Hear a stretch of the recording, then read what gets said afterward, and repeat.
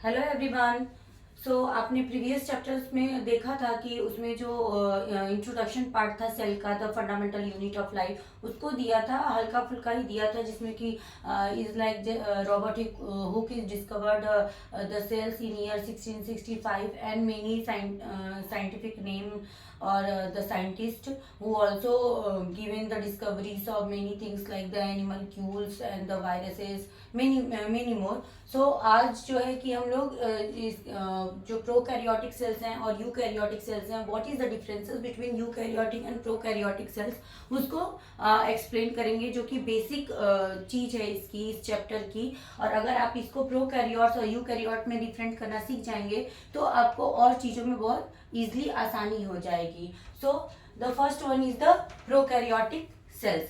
Prokaryotic pro आप इसके नाम में ही जाइए तो जो प्रो है, pro means primitive and the karyon means nuclear. So ये जो है कि यूनिसेलुलर ऑर्गेनिज्म में होता है। जो यूनिसेलुलर ऑर्गेनिज्म होते हैं means it also produces their own kind of body. ये अपनी ही बॉडी को रिप्रोड्यूस करके नेक्स्ट जो है कि अपने जनरेशन को रिप्रोड्यूस करते हैं। दैट्स वाई इनको यूनिसेलुलर कहते हैं। ये सिंगल सेल्ड ऑर्गेनिज्म होते हैं। तो इसमें जो है कि प्रिमिटिव न्यूक्लियस होते हैं, न्यूक्लियस होता है, लेकिन इसमें जो न्यूक्लियर मेम्ब्रेन होते हैं वो एब्सेंट होते हैं, न्यूक्लियोइड्स भी एब्सेंट होते हैं। एंड यूकैरियोटिक सेल्स में जो है कि eu means true and karyon means nucleus.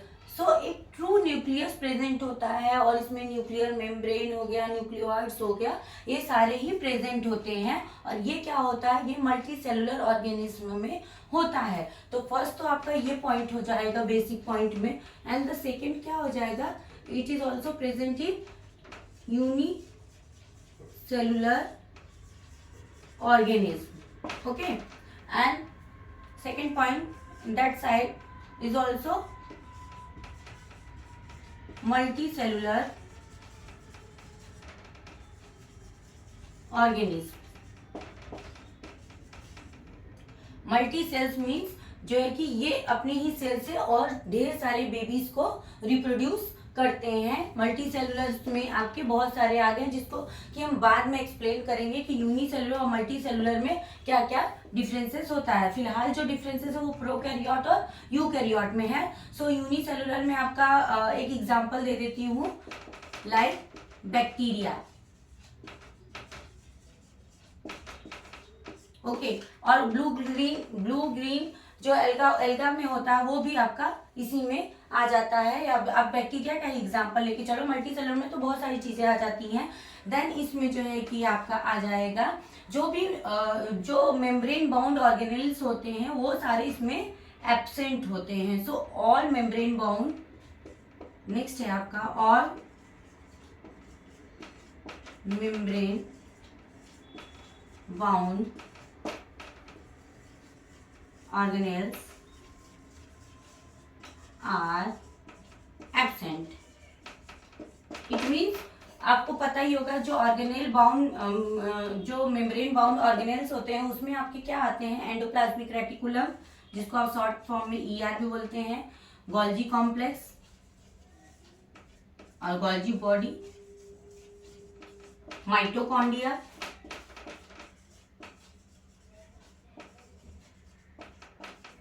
और भी बहुत सारी चीजें, जितनी भी आपकी मेम्ब्रेन गोल्जी हो गया, आपका एंडोप्लाज्मिक रेटिकुलम हो गया, माइटोकॉन्ड्रिया हो गया, राइबोसोम हो गया, लाइसोसोम हो गया, सो मेनी मोर, ये सारे जो है कि इसमें एब्सेंट होते हैं। But it all are present in eukaryote. Okay,